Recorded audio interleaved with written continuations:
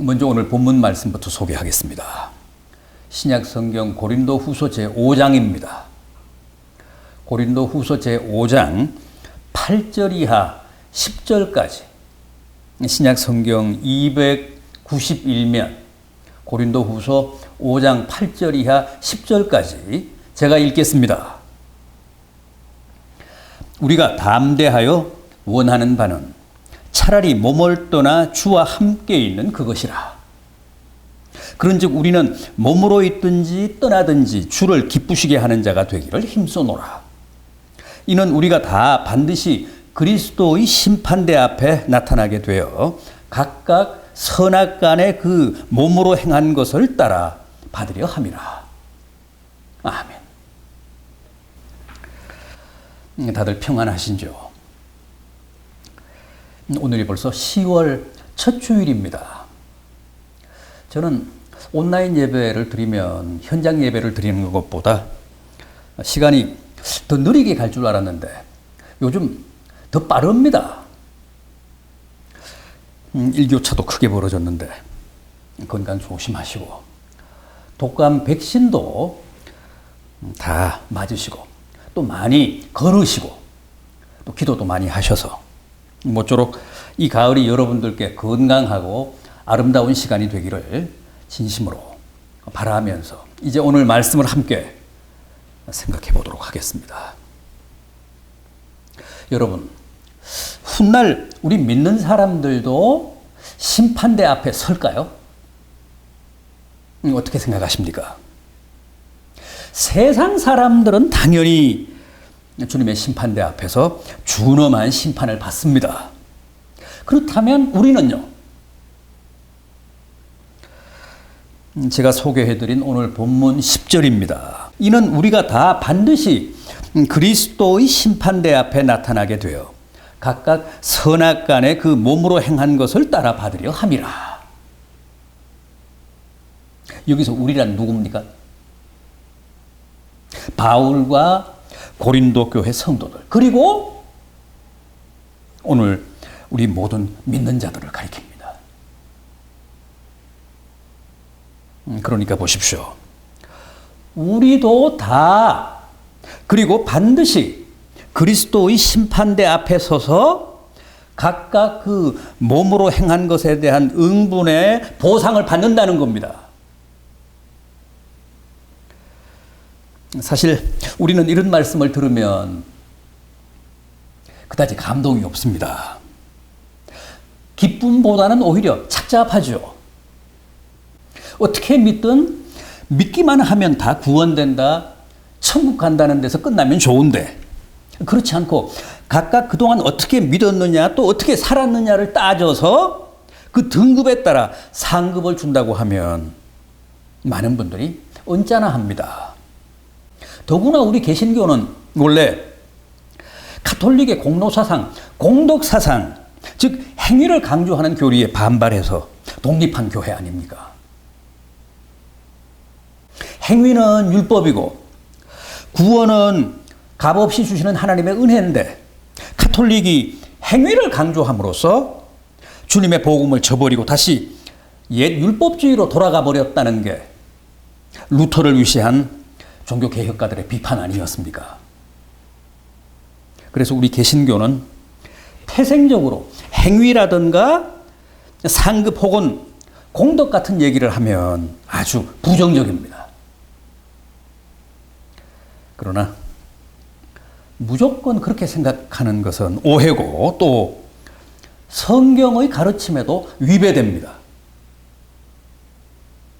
맞습니다. 우리가 구원을 받고 천국 가는 것은 행위가 아니고 믿음으로 은혜로 되는 일입니다. 절대 우리의 노력이나 희생의 대가로 혹은 삶의 보상으로 이루어지는 일이 아닙니다. 그러나 우리가 천국에 가서 누릴 영광, 즉 영화는 반드시 내가 이 땅에서 각각 선악간에 내 몸으로 행한 것에 대한 보응이요, 대가요, 그 반대급부라는 겁니다. 따라서 우리에게는 믿음으로 은혜로 주어지는 천국도 구원도 중요하지만 선악간에 그 몸으로 행한 것에 대한 보상으로 받는 상급도 대단히 중요하다는 겁니다. 이걸 우리는 흔히 뭐라고 합니까? 우리가 흔히 어떻게 표현합니까?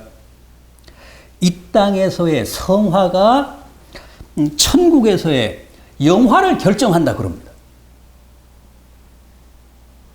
여러분 꼭 기억하십시오. 우리 믿는 사람들도 이 세상을 떠나면 다 주님의 심판대 앞에 섭니다. 그러나 우리가 받는 심판은 천국이냐 지옥이냐의 판결이 아니고 이 땅에서 그 몸으로 행한 것에 따라 받는 상급의 심판입니다. 따라서 천국이라고 다 같은 천국이 아닙니다. 천국의 영화에도 급수가 있습니다. 어떤 분들은 설마 천국에서까지 차등이 있을까 그럽니다. 이 땅에서야 그런 일이 많죠. 온갖 모순과 부조리로 가득한 세상이니 오죽하겠습니까? 계급도 있고 차별도 있고 불공평이며 불평등한 일이 다반사여서 우리는 누구나 늘 억울한 일을 당하며 또 못마땅한 일들을 겪으며 삽니다. 그러나 천국만큼은 절대 그런 차별이나 등급 같은 게 없을 거라고 믿습니다. 옳습니다. 천국은 그야말로 절대적으로 공정한 세계입니다. 그러나 천국은 공평한 세계지 평준화의 세계는 아닙니다. 그래서 거기서는 사람들이 누리는 영광이 다 다릅니다. 어째서 그럴까요? 천이면 천, 만이면 만, 모든 사람들의 이 땅에서의 삶의 내용이 다 다르기 때문에 그렇습니다.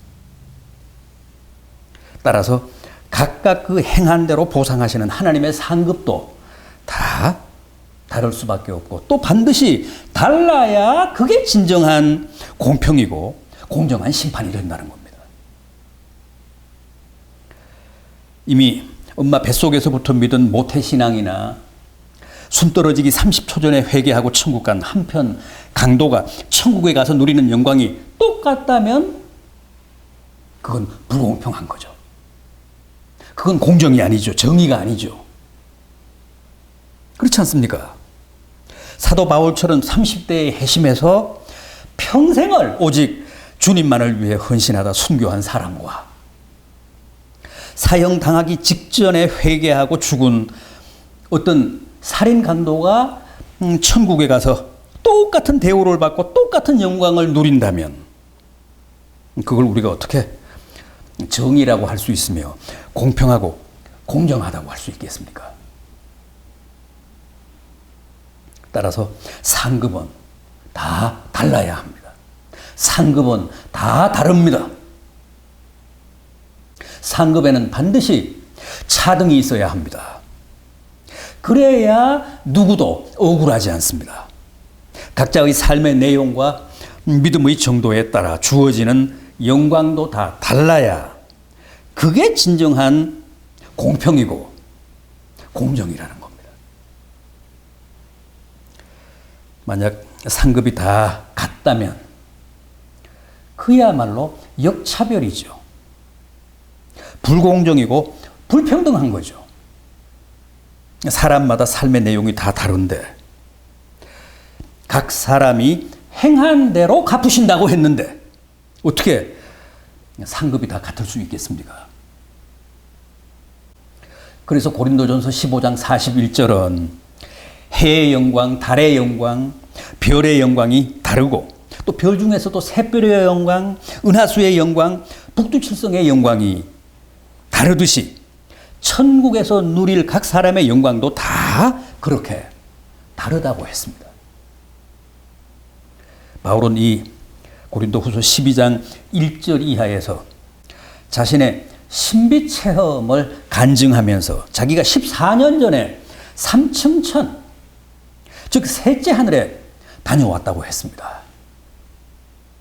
그런데 주후 1300년대 초에 쓴 단테의 신곡에도 지옥과 천국이 다 여러 층으로 이루어져 있습니다. 지옥이라고 다 같은 지옥이 아니고 제1지옥에서부터 아래로 제9지옥까지 내려갑니다. 당시 단테가 본 그 제1지옥에는 소크라테스, 플라톤, 아리스토텔레스 같은 사람들이 있고 제2지옥은 좀 더 고통스러운 곳인데 클레오파트라가 있습니다. 조폭과 같은 그 폭력배들은 제7지옥으로 가고 제일 깊고 어둡고 가장 고통스러운 제9지옥에는 가룟 유다와 가인이 있습니다. 그런데 천국도 그렇습니다. 제1천국에서 제10천국까지 구분되어 있습니다. 바울은 천국을 3층이라고 했는데 3층천이라고 했는데 단테는 10층천이라고 했습니다.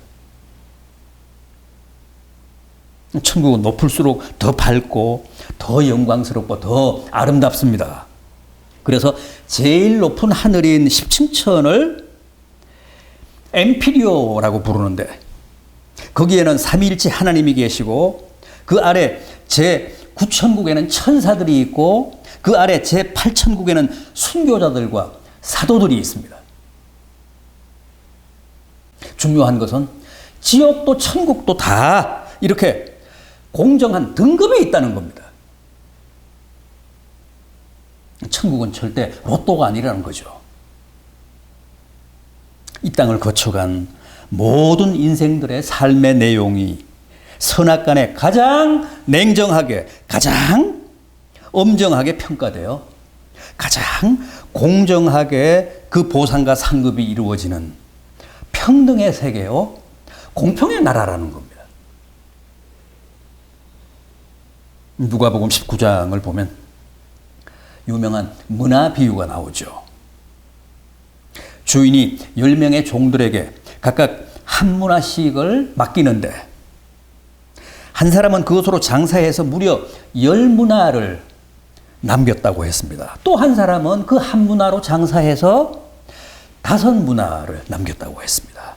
훗날 주인이 돌아와서 어떻게 했습니까? 10문화를 남긴 종에게는 10고을을 다스릴 수 있는 권세, 5문화를 남긴 종에게는 5고을을 다스릴 수 있는 권세를 줬다는 겁니다. 이게 무슨 뜻이죠? 수고한 대로 열심히 장사해서 이익을 낸 대로 정확히 결산하고 보상했다는 겁니다. 5문화 남긴 자에게 5고을, 10문화 남긴 자에게 10고을. 훗날 천국에서도 그렇게 각자가 남긴 만큼 보상한다는 거예요. 그게 바로 우리 인생의 최후 상급이고 장차 우리 각자가 누리게 될 천국의 영광이라는 겁니다. 마태복음 10장 40절 이하입니다. 선지자의 이름으로 선지자를 영접한 자는 선지자의 상을 받을 것이요, 의인의 이름으로 의인을 영접한 자는 의인의 상을 받을 것이요, 또 누구든지 이 작은 자 중 하나에게 냉수 한 그릇이라도 주는 자는 결단코 그 상을 잃지 아니하리라. 선지자의 상, 의인의 상, 냉수 한 그릇의 상이 각각 따로 있다는 겁니다. 그 어떤 수고도, 그 어떤 희생도, 하다못해 냉수 한 그릇의 자선까지도 절대 공짜는 없습니다. 결단코 그 상을 잃지 아니하리라. 마치 마일리지가 쌓이듯이 차곡차곡 내 상급, 내 삶의 포인트가 천국의 슈퍼컴퓨터에 알뜰하게 다 누적되어 있다는 겁니다. 마태복음 19장 27절을 보면 베드로가 주님께, 주님, 우리가 모든 것을 버리고 주를 쫓아싸우니 그런즉 우리가 무엇을 얻으리이까? 한마디로 보상을 물은 겁니다. 주님이 뭐라고 하셨습니까? 내가 진실로 너희에게 이르노니 인자가 자기 영광의 보좌에 앉을 때에 나를 쫓는 너희도 12보좌에 앉아 이스라엘 12지파를 심판하리라. 이어지는 28절입니다. 내 이름을 위하여 집이나 형제나 자매나 부모나 자식이나 전토를 벌인 자마다 여러 배를 받고 또 영생을 상속하리라. 주님을 위해 집이나 형제나 자매나 부모나 자식이나 전토를 희생한 사람들은 훗날 천국에 가서 여러 배의 보상을 받는다고 하십니다.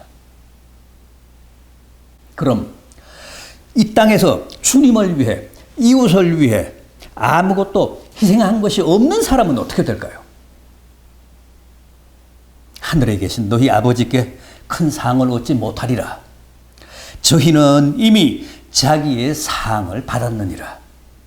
얼마나 냉정하고 가혹하고 공평무사하신 말씀입니까? 얼마나 공정하고 합리적이고 논리적인 말씀입니까? 그러면서 하신 말씀이 바로 마태복음 19장 30절입니다. 먼저 된 자가 나중되고 나중된 자가 먼저 될 자가 많으리라. 먼저 믿는 자라고 다 큰 상을 받고 나중 믿었다고 다 작은 상을 받는 것이 아니라 각각 선악간에 그 몸으로 행한 대로 받기 때문에 중요한 것은 언제나 그 사람의 삶의 내용이라는 겁니다. 간혹 성도들 가운데는 하루빨리 천국을 갔으면 좋겠다는 분도 있습니다. 오늘 본문 8절 말씀을 보면 바울도 우리가 원하는 바는 차라리 몸을 떠나 주와 함께 있는 그것이라 그랬습니다. 물론 그것은 성도들의 궁극적인 소망입니다. 그러나 여기서 우리가 꼭 하나 기억해야 할 사실이 있습니다. 하나님은 구원받은 성도들을 빨리 천국으로 안 데려가시고 가능하면 하루라도 더 이 땅에 두시기를 원하십니다. 그건 왜 그럴까요? 훗날 천국에 가서 누릴 영광을 조금이라도 더 준비하라는 뜻입니다. 따라서 아무리 천국이 보장됐다고 해도 빨리 죽는 것만이 능사는 아니라는 겁니다. 중요한 것은 본문 9절 말씀처럼 주를 기쁘시게 하는 삶입니다. 그것만이 우리 각자가 자신의 영원한 운명을 가장 책임적으로 관리하고 준비하는 삶의 참 모습이라는 게 오늘 바울의 이 가르침입니다. 기억하십시오. 세상을 기쁘게 하거나 자기 자신을 기쁘게 하는 삶은 이 세상에서 그 보상을 다 받기 때문에 더 이상 천국에 가서 받을 상급이 없습니다. 부디 천국에 가서 누릴 해 같은 영광을 위해 살아생전 모두가 좀 더 주님을 위해 이웃을 위해 수고하고 헌신하고 희생하며 사시는 복된 성도들이 되시기를 진심으로 기원합니다. 기도하시겠습니다. 주님, 저희는 다 은혜로 구원을 얻었고 믿음으로 천국을 가게 됐습니다. 그러나 천국에 가서 누릴 영광은 살아생전 주님을 위해 또 이웃을 위해 봉사하고 헌신하고 희생한 데 대한 보상이요 상급이라고 하셨습니다.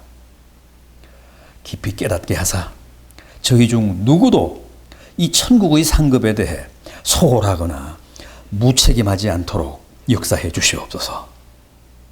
훗날 주님의 심판대 앞에 서서 각각 선악간에 그 몸으로 행한 대로 보상받고 상급받는다는 사실을 명심하게 하사 저희의 영원한 운명이 주 안에서 더욱 아름답고 복되게 하시옵소서. 오늘도 온라인 예배를 드리며 빈 마음, 빈 손이 아니라 감사하는 마음과 주님을 사랑하는 믿음의 표현으로 삼가 예물을 드렸습니다. 흠양하사 헌금에 참여한 모든 가정들을 일일이 기억해 주시옵소서. 가족들 모두 안전하게 하시고 건강하게 하시고 늘 그 삶에 감사와 보람과 기쁨이 넘치게 해 주시옵소서. 환자들을 불쌍히 여기사 안수해 주시고 일교차가 크게 벌어진 이 환절기에 고향의 부모님을 챙기사 출입을 붙들어 주시고 지병과 노환을 관리하사 그 여생이 주 안에서 더욱 복되고 품이 있게 하시옵소서. 자녀들의 학업과 진로를 축복해 주시고 사회생활, 해외생활 중인 자녀들의 삶을 간섭하사 올해도 그 중심에 주님을 모시고 승리할 수 있도록 격려해 주시옵소서. 이런저런 계획을 세우고 준비하며 기도하고 있는 자녀들의 만사도 형통하게 하시고 언제나 저희 자녀들을 통해 영광을 받으시며 거룩하신 뜻을 이루사 다 주님이 쓰고 부리시기에 합당한 그릇들 되게 해 주시옵소서. 주님, 가장들을 축복하사 각종 암으로부터 각종 성인병으로부터 지켜주시옵소서. 또 기도하며 믿음으로 사는 이 시대의 진정한 의인들 되게 해 주시옵소서. 주부들에게 기도의 은사를 부어주사 기도 쉬는 죄 범하지 않게 하시고 사랑의 은사로 충만케 하사 늘 가족들, 이웃들을 더 많이 용서하며 사는 주의 여종들 되게 해 주시옵소서. 생업을 축복하사 일용할 양식에 애로가 없게 하시고 주의 가정 모든 필요를 주님이 친히 공급하사 늘 자족하며 감사하는 가정들 되게 해 주시옵소서. 이제 2022년도 석 달밖에는 남지 않았습니다. 이 해가 다 가기 전에 꼭 이루어지기를 바라며 연초부터 기도해온 크고 작은 바람들, 소망들 반드시 헛되지 않도록 응답해 주시옵소서. 주님, 저희 교회가 이렇게 온라인 체제로 연말까지 갑니다. 축복해 주시고 예배에 참여하는 개인과 가정마다 주님의 크신 사랑을 듬뿍 허락해 주시옵소서. 늘 성령으로 충만한 가정 되게 해 주시옵소서. 또한 주의 가정들을 친히 인도하사 온라인 예배 이후의 행보와 거취도 가장 선하신 길과 가장 아름다운 방식으로 강제해 주시옵소서. 예수 그리스도의 이름으로 간절히 기도하옵나이다. 아멘.